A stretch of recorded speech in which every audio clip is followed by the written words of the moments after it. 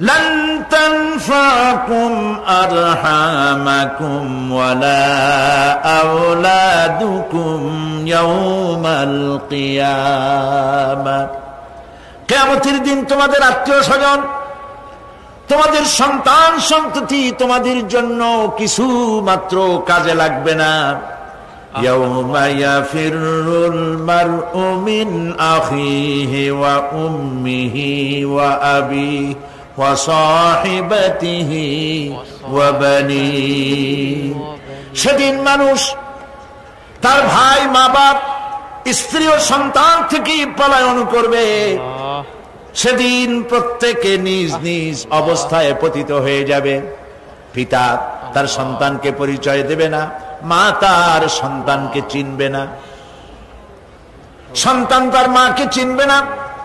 মানুষগুলি দৌড়াতে থাকবে, পালাতে থাকবে, কেউ কারো সাহায্য সেদিন করতে পারবে না।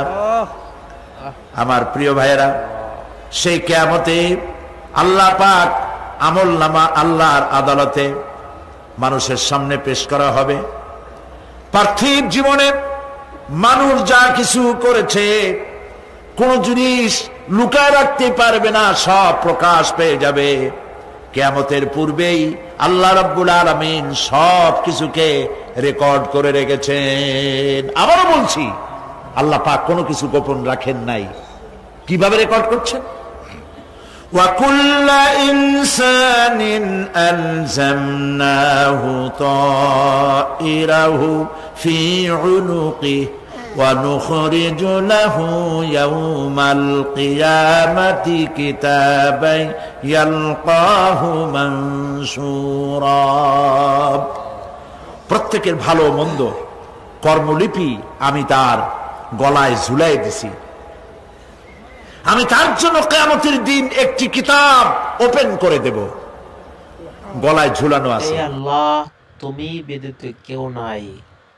এখানে ক্যামেরার সাথে কোন মানুষ নাই, ক্যামেরা আছে তাই বিশ্বাস করে, কিন্তু আল্লাহর ক্যামেরাগুলি চোখে দেখে না। ওখানে যেমন রেড বর্ডার আছে, আল্লাহ রাব্বুল আলামিন জীবনের প্রত্যেকটি মোড়ে মোড়ে রেড বর্ডার লাগায় দিয়েছেন। জেনা করো না, একটি রেড সিগন্যাল। মদ পান করো না, আরেকটি রেড সিগন্যাল। মিথ্যা কথা বলো না, আরেকটি রেড সিগন্যাল। অহংকার করো না, আরেকটি রেড সিগন্যাল। বউকে বেপরদা করো না, আরেকটি রেড সিগন্যাল। সুদ খেও না, ঘুষ খেও না, আরেকটি রেড সিগন্যাল। অসংখ্য রেড সিগন্যাল দিয়ে আল্লাহ পাক বলছেন তিলকা হুদুদুল্লাহ, এই হচ্ছে আল্লাহর বর্ডার। ফালা তাতাদুহা, অতএব আল্লাহর বর্ডারকে ক্রস করো না। কে নিষেধ করেছেন? কে নিষেধ করেছেন? মানুষেরা বিশ্বাস করে না। আল্লাহ রাব্বুল আলামিন কোরআনে কারীমের মধ্যে বলছেন ইয়ালামু খায়িনাতাল আ'য়ুনি ওয়া মা তুখফিস সুদূর। তোমার কথাগুলি রেকর্ড হয়, তোমার কাজগুলি রেকর্ড হয়, এমনকি তোমার মনের ভিতরে যে কল্পনা হয় সেগুলো রেকর্ড হয়। আর চোখে কি লুকোচুরি খেলে আল্লাহ তাও জানতে পারে। সানগ্লাস পরে চোখের ফাঁক দিয়া কারে দেখো, কেউ টের পায় না। টের পায় কে? জোরে বলেন আল্লাহ পাক। মহান আল্লাহ রাব্বুল আলামিন বলেন, কোন গুনার কাজ করে, কোন সামান্যতম গুনার কাজ করেও এড়াতে পারবে না, এবং সামান্যতম ভালো কাজ করলেও তার থেকে পুরস্কার থেকে মাহরুম হবে না। আল্লাহ পাক বলেন ওয়া ইন কানা মিসকালা হাববাতিন মিন খারদালিন আতাইনা বিহা ওয়া কাফা বিনা হাসিবিন। একটি সরিষা পরিমাণ আমলকেও আল্লাহ পাক কিয়ামতে হাজির করবেন। হিসাব নেওয়ার জন্য আল্লাহ পাক বলেন আমি যথেষ্ট। সুবহানাল্লাহ বলেন। হিসাব নেওয়ার জন্য আল্লাহ পাক যথেষ্ট। হযরত ওমর রাদিয়াল্লাহু তাআলা আনহু আমিরুল মুমিনিন, খলিফাতুল মুসলিমিন হযরত ওমর ইবনুল খাত্তাব বলেন রাদিয়াল্লাহু তাআলা আনহু। সুবহানাল্লাহ। কোথা থেকে আল্লাহ কোথায় নিয়ে গেছেন? নবীকে হত্যা করতে আসছিলেন, আর আল্লাহ তারে কোথায় নিয়ে গেছেন? সুবহানাল্লাহ। নবীজি বলেছেন লা নবিয়্যা বাদি ওয়ালা রাসূলা, আমার পরে নবীও হবে না, রাসূল হবে না। যদি কেউ নবী বা রাসূল হইতো, কে হইতো? ওমরে আল্লাহ নবী বানাই দিতেন। সুবহানাল্লাহ। সেই ওমরের কতটুকু জানি আমরা? অনেক কিছুই জানি না। খালি ইসলাম কবুল করছিল কেমনে, এই ঘটনা ছাড়া অনেক আলেমরাও জানেন না, ইল্লা মাশাআল্লাহ। যারা পড়াশোনা করেন তারা জানেন। ইখওয়ানুল মুসলিমিনের, ইখওয়ানুল মুসলিমুন এর ওস্তাদ, এর মুর্শিদ ওমর তিলমিসানি রাহমাতুল্লাহ আলাইহি, তিনি হযরত ওমরের এক জীবনী লিখেছেন। জীবনীর নাম হলো শহীদ মেহরাব ওমর ইবনুল খাত্তাব। কি বলেন, দারুণ নাম না? খুব সুন্দর নাম, শহীদ মেহরাব ওমর ইবনুল খাত্তাব রাদিয়াল্লাহু তাআলা আনহু। মেহরাবের মধ্যে তিনি শহীদ হয়েছিলেন। এটি আরবি বই, আরবির থেকে উর্দু হয়েছে। এটি বাংলায় ছিল না, আল্লাহর মেহেরবানি এটা বাংলাও হয়ে গেছে, আলহামদুলিল্লাহ বলে। শহীদ মেহরাব ওমর ইবনুল খাত্তাব, আল কোরআন একাডেমি, লন্ডন। হযরত ওমর রাদিয়াল্লাহু তাআলা আনহুর এই বহুল বিশাল জীবনী গ্রন্থ বের করে বাংলা ভাষীদেরকে কৃতজ্ঞতা পাশে আবদ্ধ করেছে, আলহামদুলিল্লাহ বলে। আপনারা কিনবেন, এখানে লাইব্রেরির সমূহতে এসে গেছে, কিনবেন, হযরত ওমর সম্পর্কে জানবেন। হযরত ওমর রাদিয়াল্লাহু তাআলা আনহু অন্ধকার রাত্রে একদিকে যাচ্ছিলেন, পেছনে কিছু লোক ছিল। হঠাৎ করে তিনি প্রশ্ন করলেন, আচ্ছা তোমাদের মধ্যে কেউ কি বলতে পারো কোরআনে কারীমের মধ্যে সব থেকে হতাশা ব্যঞ্জক আয়াত কোনটি? অন্ধকারের ভেতরে একজনে জবাব দিলেন, ফামান ইয়ামাল মিসকালা যাররাতিন খায়রান ইয়ারা ওয়া মান ইয়ামাল মিসকালা যাররাতিন শাররান ইয়ারা। এর অর্থ হলো, যদি কেউ যারা পরিমাণ, সরিষা পরিমাণ ভালো কাজ করে কিয়ামতে সেটা দেখতে পাবে, আর যদি সামান্য সরিষা পরিমাণ গুনার কাজও করে, খারাপ কাজ করে, সেটা দেখতে পাবে। এই আয়াতটি যখন নাজিল হয়, সূরা যখন নাজিল হয়, হযরতে আবু সাঈদ খুদরি রাদিয়াল্লাহু তাআলা আনহু তিনি রাসূলুল্লাহকে প্রশ্ন করলেন, ইয়া রাসূলুল্লাহ, আল্লাহ যে আয়াত নাজিল করলেন, কিয়ামতের দিন আমি কি আমার এমনকি ছোট্ট পাপও কি দেখতে পাবো? আল্লাহর নবী বললেন, আল্লাহ বলেছেন অবশ্যই দেখতে পাবা। হযরত আবু সাঈদ খুদরি রাদিয়াল্লাহু তাআলা আনহু চিৎকার করে কেঁদে উঠলেন, বললেন, তাহলে তো আমি মরেই যাব। আমার ছোট্ট পাপটাও যদি আমি দেখি কিয়ামতে, আমি তো মরে যাব।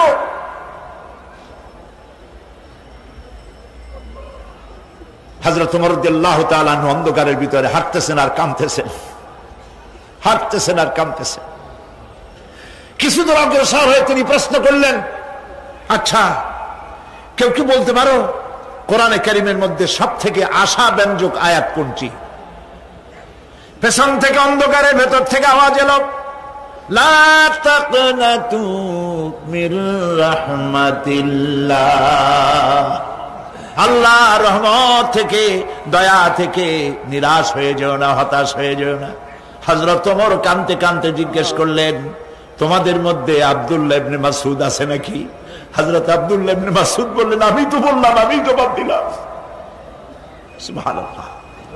রাইসুল মুফাসসিরিন হযরত আব্দুল্লাহ ইবনে মাসউদ রাদিয়াল্লাহু তাআলা আনহু, তার পা খুব ছোট ছিল। হাদিস শরীফে এসেছে, সাহাবীরা তার পা দেখে একটু মুস্কি মুস্কি হাঁটতেছিল, এত ছোট পা। নবী করিম সাল্লাল্লাহু আলাইহি ওয়াসাল্লাম বললেন, আব্দুল্লাহ ইবনে মাসউদের পা ছোট দেখে হেসো না, কিয়ামতের দিন আব্দুল্লাহ ইবনে মাসউদের ছোট্ট পাটা উহুদ পাহাড়ের চাইতে ওজন বেশি হয়ে যাবে। সুবহানাল্লাহ, সুবহানাল্লাহ। প্রিয় ভাই সব, এই হচ্ছে নবী করিম সাল্লাল্লাহু আলাইহি ওয়াসাল্লাম। তিনি মানুষের সামনে এসব কথাগুলি পরিষ্কার করে বলে দিয়েছেন। সেদিন কোন উপায় থাকবে না সেই কিয়ামতের মাঠ। واتقوا يوما لا تجزي نفس عن نفس شيئا ولا يقبل منها شفاعة ولا يؤخذ منها عدل ولا هم ينصرون। সেদিন কেউ কারো সাহায্যে এগিয়ে আসবে না। প্রিয় ভাই সব, অসহায়, এর ইংরেজি হচ্ছে হেল্পলেস। সেদিন গত শুক্রবার এক পুলিশ সমাবেশে আমার জুমার খুতবা ছিল, কয়েক হাজার পুলিশ ছিল সেখানে। আমি আলোচনার মধ্যে এই আলোচনাটা সেখানে আসলো। বললাম এই পৃথিবীতে আক্ষরিক অর্থে কোনো মানুষ হেল্পলেস হয় না, অসহায় হয় না। কেউ না কেউ সহায় হয়েই যায়, হয় স্বামী, না হয় পিতা, না হয় ছেলে, না হয় মেয়ে, না হয় আত্মীয়, না হয় সরকার। কেউ না কেউ সহায় হয়েই যায়। একেবারে হেল্পলেস এটা পৃথিবীতে হয় না। অসহায় কারে বলে? কিয়ামতের মাঠে মানুষ তা টের পাবে। আল্লাহ তাআলা কিয়ামতের দিন তুমি আমাদেরকে অসহায় করে দিও না। কিয়ামতের দিন তুমি আমাদের জন্য সহায় হয়ে যেও। আল্লাহ পাক বলছেন সেদিনটি ভয় করো, যেদিন কেউ কারো সাহায্যে এগিয়ে আসবে না, কারো পক্ষে কোনো সুপারিশ গ্রহণ করা হবে না, কারো কাছ থেকে কোনো বিনিময় গ্রহণ করা হবে না, কাউকে কোনো সাহায্য করা হবে না। ইন্না লিল্লাহি ওয়া ইন্না ইলাইহি রাজিউন। আল্লাহ রাব্বুল আলামিন বলেন, আজ বিজ্ঞানীরা আবিষ্কার করেছে মানুষের শরীরের মধ্যে ডিএনএ এর কথা। এই ডিএনএ এর মধ্যে সে কেমন হবে, তার প্রজ্ঞা, তার মেধা ইত্যাদি সবকিছু ওর মধ্যে ডিএনএ এর ভিতরে বিজ্ঞানীরা খুঁজে পাচ্ছে। আল্লাহ পাক মানুষের গলায় একটা টেপ রেকর্ডার লাগাই দিয়েছেন। সুবহানাল্লাহ বলেন। সেই টেপ রেকর্ড আমার এই যে বক্তৃতা ভিডিওতে ধারণ করা হচ্ছে, টেপে ধারণ করা হচ্ছে। এই বুদ্ধিগুলি কে দিছে? আরে ভাই কথা বলবেন তো আল্লাহর নাম জোরে না। এই বুদ্ধি কে দিয়েছে? যে আল্লাহ বুদ্ধি দিয়ে আপনার আমার কথা রেকর্ড করাইতে পারে সে আল্লাহ পাক আপনাদের আমার সাথে অদৃশ্য একটি টেপ রেকর্ড গলার মধ্যে ঝুলায় রাখছেন। এটা বিশ্বাস করবেন না? কিয়ামতের দিন এই রেকর্ড তার সামনে আল্লাহ পাক বলেন একটা কিতাব ওপেন করে দেব, তারপরে বলা হবে ইকরা কিতাবাকা কাফা বিনাফসিকাল ইয়াওমা আলাইকা হাসিবা।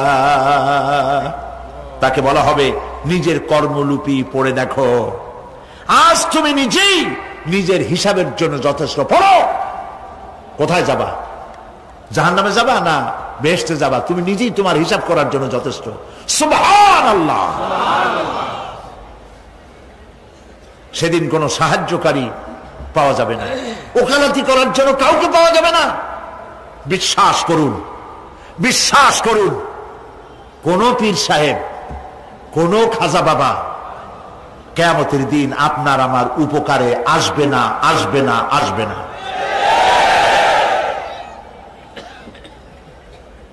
আমল ভালো হবে, আল্লাহ ক্ষমা করবেন। আমল ভালো নাই, পীর সাহেবরা কিচ্ছু করতে পারবেন না। কেউ কেউ মনে করেন পীর সাহেব আমার সুপারিশ করবেন। সুপারিশের কথাটা আজকে বলবো না, সুপারিশের কথা আসবে শেষের দিকে ইনশাআল্লাহ। বলেন ইনশাআল্লাহ। মনে করা হয় যে পীর সাহেবরা আমাদেরকে সুপারিশ করবেন। কিয়ামতের দিন আপনারাই দেখবেন ওনাদের সুপারিশ কে করে। যাদেরকে বলা হয় ওলিউল্লাহ, তারা আল্লাহর দৃষ্টিতে আদৌল্লাহ কিনা আপনার আমার জানা নাই। তার আমল কেমন আপনি জানেন না, বাইরের দৃশ্যটাই শুধু দেখেন। ওনার বউ বলতে পারবেন উনি খাঁটি পীর না ধান্দাবাজ। ওনার গ্রামের লোক বলতে পারবে। বিদেশ থেকে ভাড়া করা একজন আইনে মানুষের সামনে দেখানো যায় বিরাট একটা কিছু, কিন্তু তিনি বিরাট না কি এইটা তার বউ, তার গ্রামের মানুষ বুঝবে, ভালো করে চিনবে। বউ চেনে সব থেকে ভালো, সব থেকে ভালো করে চেনে কে? স্ত্রী।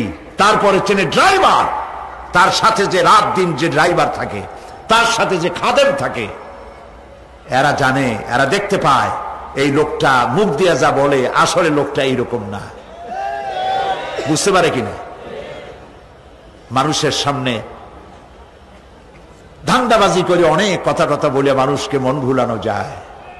এই জন্য কবি বলেছেন, ये हाल तेरा जाल है, मकसूद तेरा माल है। ये हाल तेरा जाल है, मकसूद तेरा माल है। क्या जब तेरा चाल है, लाखों को अंधा कर दिया।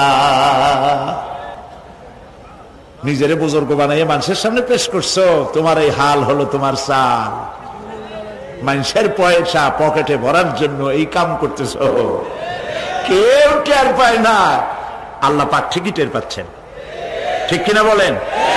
আল্লাহ পাক ঠিকই টের পাচ্ছেন। বিশ্বাস করুন, কোন পীর সাহেব, কোন খাজা বাবা কিয়ামতের দিন মানুষের কোন উপকারে আসবে না। আল্লাহু আকবার। উপকার হবে কেবলমাত্র নেক আমল। ইয়া আইয়ুহাল্লাযীনা আমানু ওয়াবতাগু ইলাইহিল ওয়াসিলা। কিছু কিছু জাহিল লোকেরা এর তাফসীর করেছে, পীর ধরো, যার পীর নাই তার পীর শয়তান। নাউযু বিল্লাহ। যদি এটা সত্য হবে তাহলে ইমাম আবু হানিফার পীরকে, ইমাম শাফিঈর পীরকে, ইমাম আহমদ বিন হাম্বলের পীরকে, যারা এই কথা বলে তারা শয়তানের ওয়াসওয়াসায় নিমজ্জিত। ওয়াবতাগু ইলাইহিল ওয়াসিলা এর তাফসীর হচ্ছে আয় আমলে সালেহ, নেক কাজের ওসিলা ধরো। কি কাজের ওসিলা ধরো? নেক কাজের ওসিলা ধরো। কারণ কিয়ামতের দিন আল্লাহ পাক আরো পরিষ্কার করে বলছেন, লান তানফাকুম আরহামুকুম ওয়ালা আওলাদুকুম ইয়াউমাল কিয়ামাহ। কিয়ামতের দিন সন্তান সন্ততি আর সম্পদ কোনো কাজে লাগবে না, এগুলি কোনো উপকার হবে না মানুষের জন্য। আর সেখানে উৎকোষেরও কোনো কারবার চলবে না। এই পৃথিবীতে উৎকোষ দিয়ে অনেক কাম করা যায়, কিন্তু কিয়ামতে চলবে না। আল-ইয়াওমা লা ইয়ানফাউ মালুন ওয়ালা বানুন। সুবহানাল্লাহ, সুবহানাল্লাহ। যেখানে কিয়ামতের দিন ধন, সন্তান, সন্ততি কোনো কাজে লাগবে না।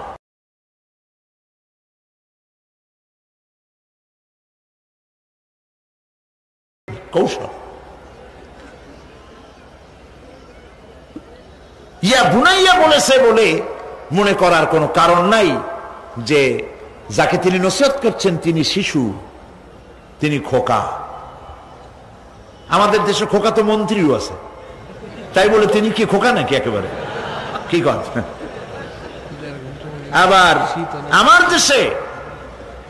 আমার দেশে মানে আমার পিরোজপুরে ওইখানে একজন মন্ত্রী ছিলেন, তার ডাক নাম ছিল শিশু। লোকেরা তাকে মানপত্র দিত মাননীয় শিশু মন্ত্রী। তো শিশু বলার অর্থ তিনি বাচ্চা নন, খোকার অর্থ শিশু নয়, বাচ্চা নয়। এই আমাদের মধ্যেও তো লোকেরা একজন আর একজনকে বাপেরা ডাক দেয়, এই খোকা, গাদা। দর্শক এবং শ্রোতা মনে করে খুব বাচ্চাই হবে বোধ হয়। মেহমান এসেছে চা নিয়ে, যখন চা নিয়ে আসলো তখন দেখা গেল খোকা শুধু খোকাই না, কয়েক খোকার বাবাও।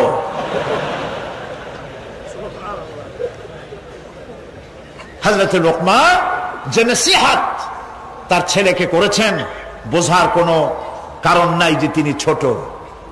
ছোট হলে এত বড় নসিহত বাচ্চাকে করা যায় না। তিনি যে নসিহত করেছেন তার লোড অনেক বেশি। কি নসিহত? হযরত লোকমান নসিহত করছেন, ইয়া বুনাইয়া ইন্নাহা ইনতাকু মিসকালা হাববাতিন মিন খারদালিন। ও আমার কলিজার টুকরা সন্তান,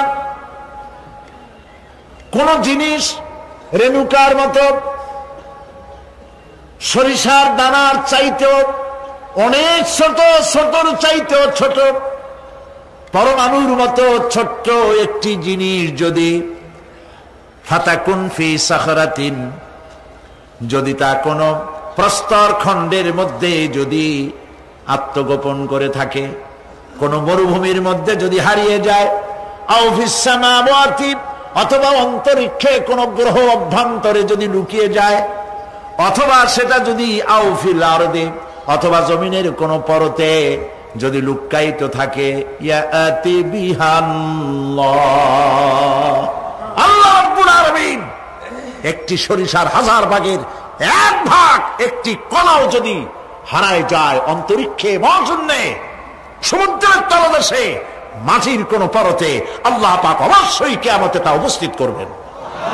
আল্লাহু আকবার। ইন্নাল্লাহা লতীফুন খাবীর।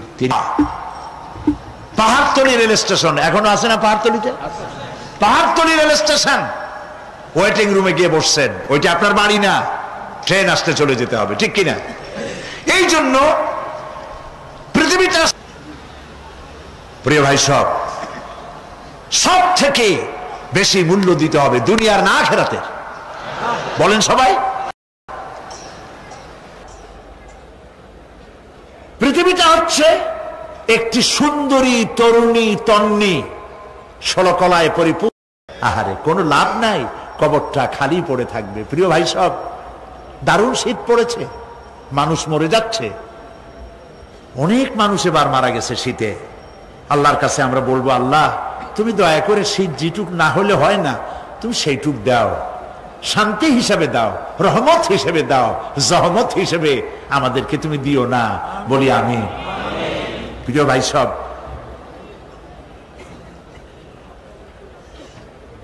যারা মাজারে টাকা দেন, চাদর ছড়া, মৃত্যু মানুষের কবরের উপরে যারা মশারি টানান, তাদের বিবেকের কাছে আপিল করি, যিনি মারা গেছেন আল্লাহর ওলি, তার সম্পর্কে আপনার ধারণা এত খারাপ কেন?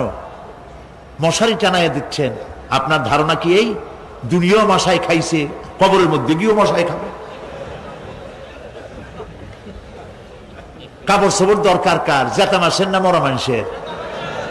জীবিত মানুষ কাপড় পায় না। যে দেখেন পাহাড়তলি, যে দেখুন আপনার এখানে কত জায়গা, সব জায়গা তো আমি নাম মনে নাই, বটতলি, তালতলি, বদ্দার হাট,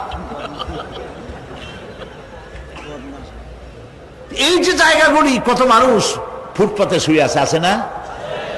আহারে, আপনার স্ত্রীর কত শাড়ি আলমারি ভরা, ব্যবহারও করে না, বছরের পর বছর ওখানে নষ্ট হয়ে যাচ্ছে। 10টা শাড়ি বাইর করিয়া অনাথ অনাথিনী মেয়ে লোকদের গায়ে দিয়ে দেন।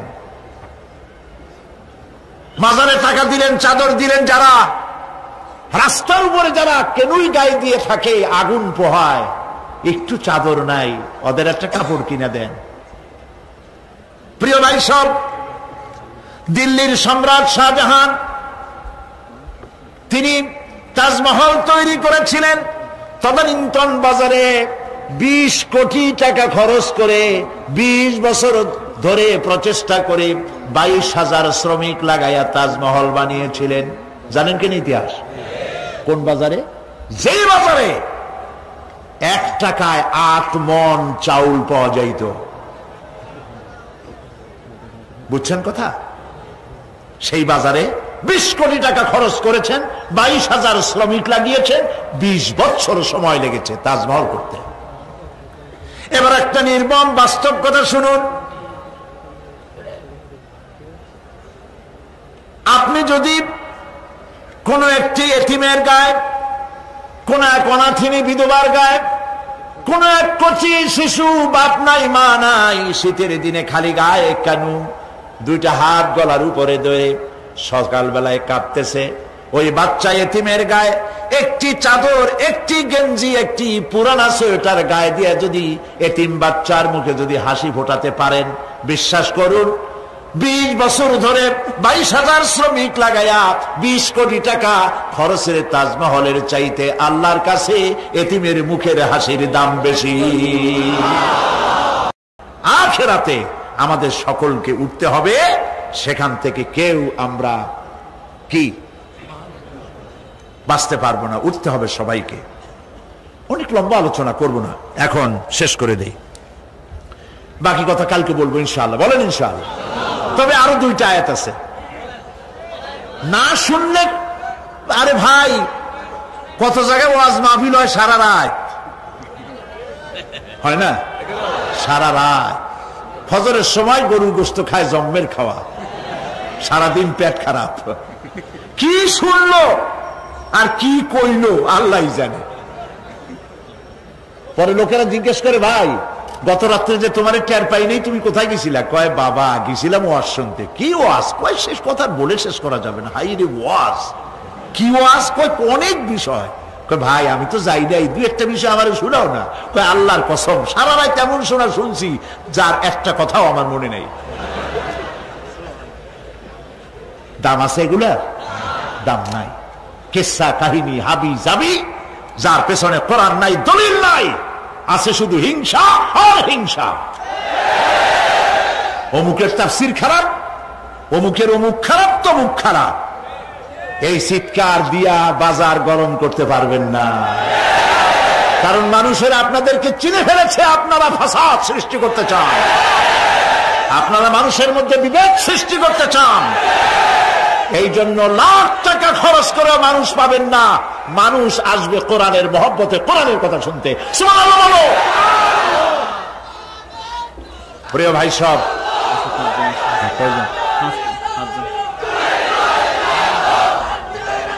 প্রিয় ভাই সব, প্রিয় ভাই সব, কাজী এর কারা বলে কি সাহস, কয় যে কোরআন শরীফ তাফসীর পড়ায় ফেলো। আস্তাগফিরুল্লাহ। হুজুর কেবলা আপনি কি নিজে একখান তাফসীর লিখছেন? কোরআনের তাফসীর, কয় যে তাফসীর পড়ায় দেওয়া যায়, বেদ পুরাণ পড়ানো হতো। তাহলে আপনি অন্য ধর্মের কিতাবও পড়াইতে চান, যা আল্লাহ নিষেধ করেছেন? আপনি অন্য ধর্মের বেদ বাইবেল পড়াবার এখতিয়ার কে দিল আপনাকে? কথা বলার সময় একটুখানি সংযত হয়ে কথা বলুন। আমরা বেদকে সম্মান করি, আমরা বাইবেলকে সম্মান করি, প্রত্যেকটি জাতিকে সম্মান করি, শ্রদ্ধা করি, তবে ঈমান আনি কোরআন শরীফের উপরে। সেই জন্য আমার কাছে কথা এসেছে বলে আমি বলছি, আল কোরআন একাডেমি লন্ডন থেকে প্রকাশিত ফি জিলালিল কোরআন সম্পর্কে কিলোকাল করেছেন একজন লোক, যাকে এই চিটংবাসীরা কোনোদিন চেনে না, হঠাৎ করে উড়ে এসে জুড়ে বসছেন। ফি জিলালিল কোরআন যিনি লিখেছেন, আপনি তো তার জুতা বহন করার যোগ্যতা রাখেন না। তিনি দুনিয়ার অমর শহীদ সৈয়দ কতব রাহমাতুল্লাহ আলাইহি, যিনি জেলখানার ভেতরে বসে কোন রকমের রেফারেন্স কিতাব ছাড়াই কোরআনের তাফসীর লিখে পৃথিবীতে অমর হয়ে আছেন। কোন সাহসে বলেছেন? আপনার জিহ্বা তো আস্ত থাকার কথা নয়। মারাত্মক কথা বলবেন না, জবান সংযত করে কথা বলবেন। আপনি কি জানেন কার সম্পর্কে আপনি কথা বলেছেন? কার লেখা তাফসীরের বিরুদ্ধে কথা বলেছেন? সৈয়দ কতব, মিশরের জামাল নাসের তাকে জেলের মধ্যে দিয়েছিল। আপনার কথা শুনে তো মনে হয় আপনি জামাল নাসেরের কোন আত্মীয় হবেন। জামাল নাসের জেলের মধ্যে ঢুকায় দিয়া শিকারী ক্ষুধার্ত পাগলা কুত্তা ঢুকায় দিয়েছে, দরজা বাইরের থেকে বন্ধ করে দিয়েছে। কয়েক ঘন্টা পর সেনাবাহিনীর লোকদেরকে পাঠিয়ে দিয়েছে যে দেখো জেলখানার ভিতরে কুত্তার সাথে কুত্তায় কি ব্যবহার করে। নাউযুবিল্লাহ।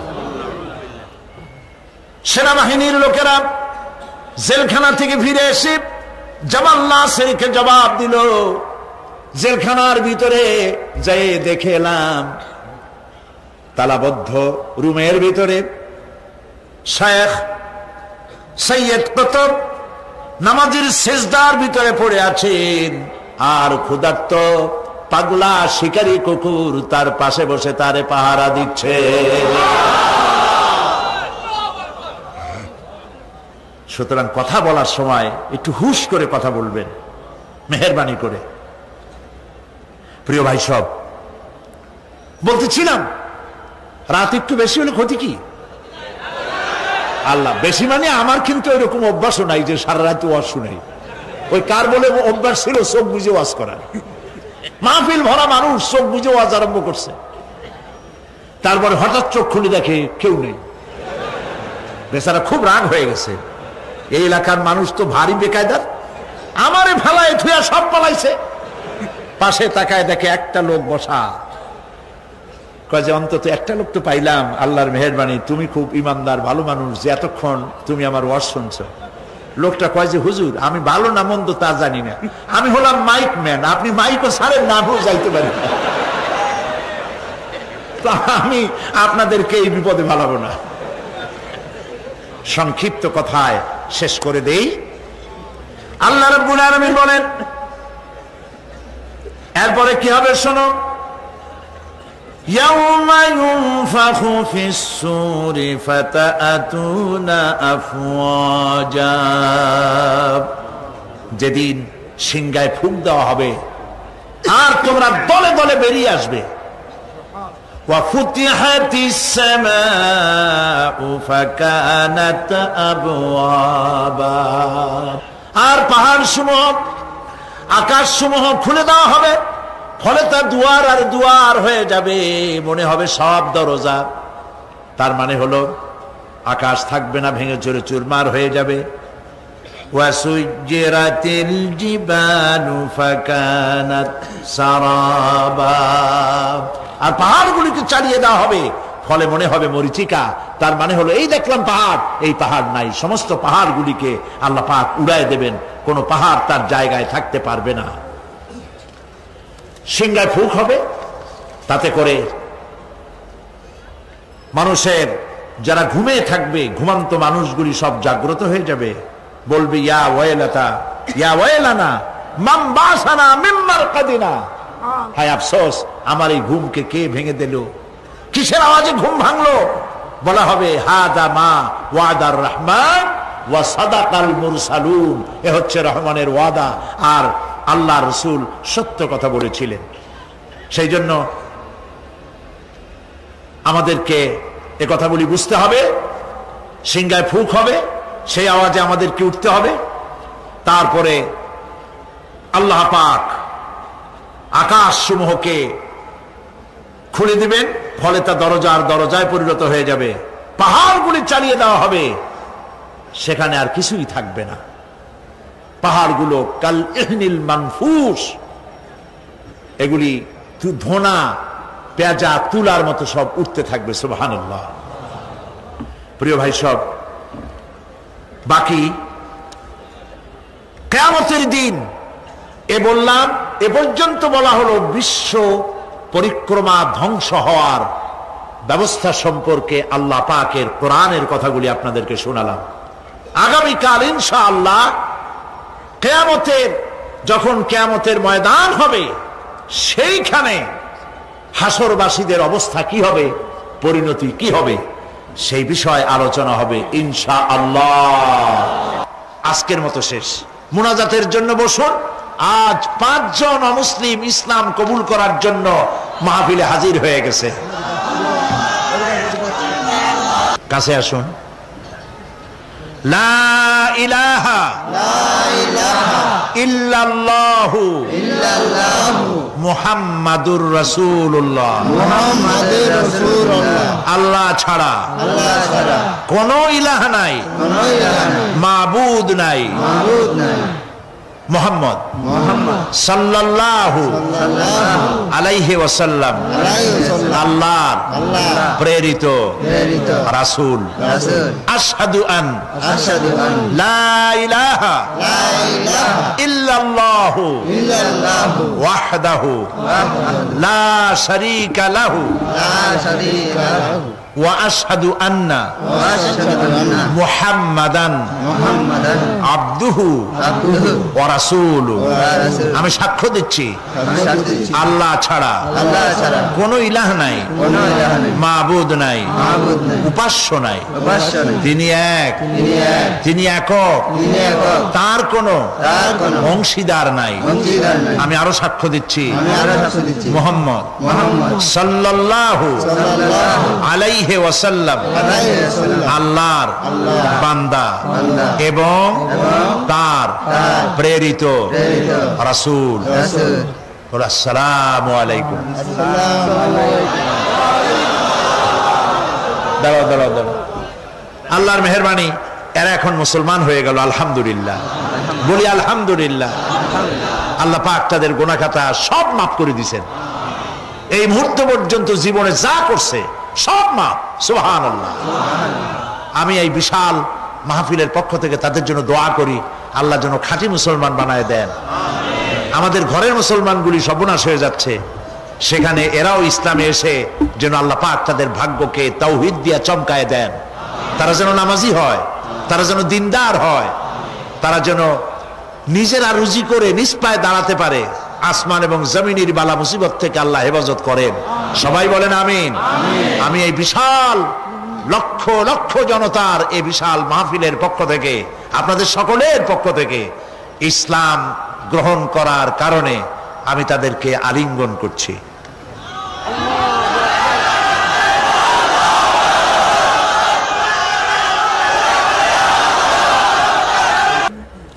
আর আমি তো মরে যাব, আজ হই আর কাল হোক, থাকবো না। এই মাহফিলে একদিন দেখা যাবে সাইদি নাই।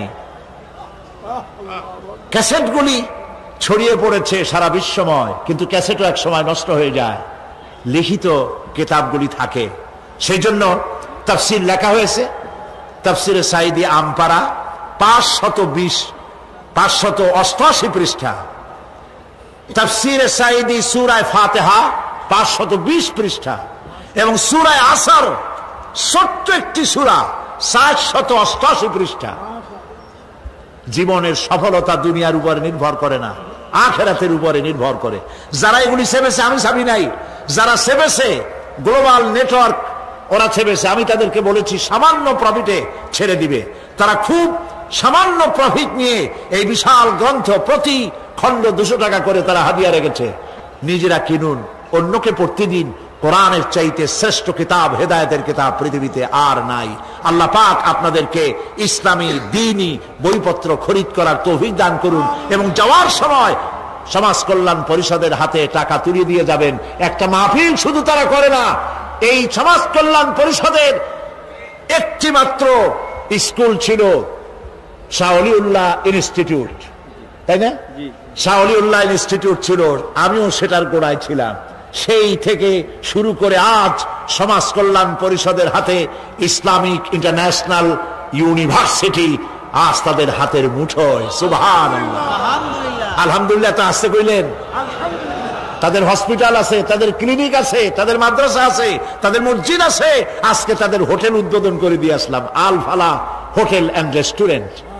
আপনারা যে পয়সাগুলি তাদের দেন, এই পয়সা দিয়ে তারা গরিব দুঃখী মানুষের কাজে, ইসলামের সেবায় অকাতরে দান করে, বিশ্বাস করে চোখ বুজে দিতে পারেন। কারণ চট্টগ্রামের কতব হযরত মাওলানা শাইখুল হাদিস মাওলানা শামসুদ্দিন সাহেব, তিনি এই সমাজ কল্যাণ পরিষদের নেতৃত্ব দিচ্ছেন। প্রত্যেকটি পয়সার হিসাব আল্লাহর কাছে দিতে তারা। লাখো জনতা নিয়ে তোমার দরবারে হাত তুলেছি। মাহফিলের 3 দিন চলে গেল, বলতে বলতে আর মাত্র 2 দিন বাকি আছে। এই সুন্দর মিলন মেলা আর 2 দিন পরে ভাঙ্গা বাজারে পরিণত হয়ে যাবে। রব্বুল আলামিন মানুষেরা শীতকে উপেক্ষা করে কোথায় দিনাজপুর, রংপুর, কোথায় বেনাপোল, যশোর, কোথায় বার্মা, কোথায় ভারত, কত দূর দারাজ থেকে কষ্ট করে মাহফিলে এসেছেন। আয় আল্লাহ তাআলা দয়া করে মেহেরবানি করে আজকের এই মাহফিলকে আমাদের জন্য কিয়ামতের দিন জাহান্নাম থেকে রব্বুল আলামিন 25 লক্ষ টাকার বাজেট করে এই মাহফিলের আয়োজন করেছে সমাজ কল্যাণ পরিষদ। ওয়াল্লাহু গানিয়ুন ওয়া আনতুমুল ফুকারা। আল্লাহ তুমি বলেছো রব্বুল আলামিন তোমার বান্দাদের হাত এবং তাদের দিল খুলে দাও, সমাজ কল্যাণ যেন কোন বিভাগের কাছে ঋণগ্রস্ত না থাকে। হায় আল্লাহ তাআলা, চট্টগ্রামে তোমার ধনী ব্যক্তি গরিব ব্যক্তি যেই আছে না কেন, সকলের দিল আর মনের ভিতরে তাফসীরের মাহফিলের মহব্বত পয়দা করে দাও রব্বুল আলামিন। আমাদের যার যে রোগ আছে, ব্যাধি আছে, অসুখ আছে, তুমি মাফ করে দাও আল্লাহ তাআলা। এই মাহফিলের জন্য যারা পরিশ্রম করতেছেন তাদের তুমি কবুল করো আল্লাহ তাআলা। শীতে তোমার বান্দা বান্দীদের কষ্ট হচ্ছে আল্লাহ তাআলা, তুমি রহমান, তুমি রহিম, আর তোমার বান্দাদের কষ্ট হচ্ছে।